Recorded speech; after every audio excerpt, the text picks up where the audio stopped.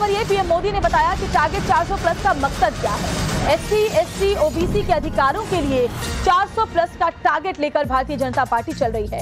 SC, ST, OBC के अधिकारों को बचाएंगे, प्रधानमंत्री मोदी ने एक्सक्लूसिव इंटरव्यू के दौरान कहा।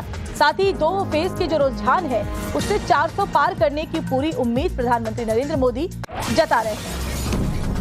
और चलिए आपको ये भी बता देते हैं कि क्या सवाल उनसे पूछा गया था और क्या जवाब प्रधानमंत्री नरेंद्र मोदी ने दिया है। तो देखिए, सवाल ये था कि चुनाव के 2 फेज बीत जाने के बाद भी क्या आपको 400 पार करने की उम्मीद है। इस पर जवाब प्रधानमंत्री नरेंद्र मोदी ने दिया है, वो बताते हैं। उन्होंने कहा कि लोगों का जो साथ में हमें मिल रहा है उसी वजह से उम्मीद है कि हम 400 पार कर जाएंगे। देश में एससी, एसटी और ओबीसी के अधिकारों को बचाने के लिए हमें 400 सीटें चाहिए और इस बात का जिक्र प्रधानमंत्री ने अपने इंटरव्यू में कहा है।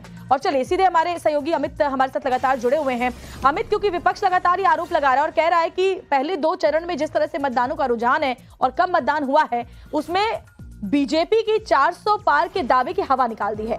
इस पर भी जवाब देते हुए प्रधानमंत्री ने कहा कि रुझानों में उन्हें उम्मीद जगाई गई है कि अब 400 पार तो वो जरूर कर जाएंगे और साथ ही मकसद भी बताया कि 400 प्लस की बात बीजेपी कर क्यों रही है।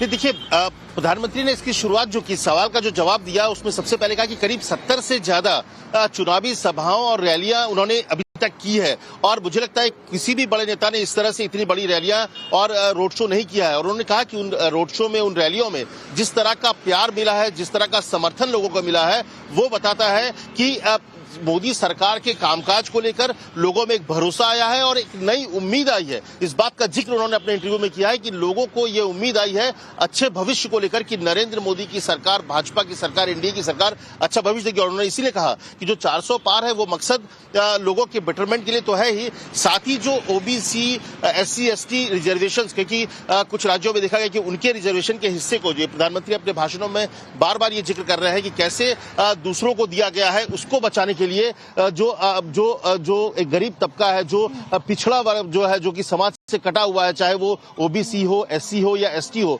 उनके हितों की रक्षा करने के लिए जरूरी है कि ये नंबर सबके विकास की बात बीजेपी हमेशा से करती रही है।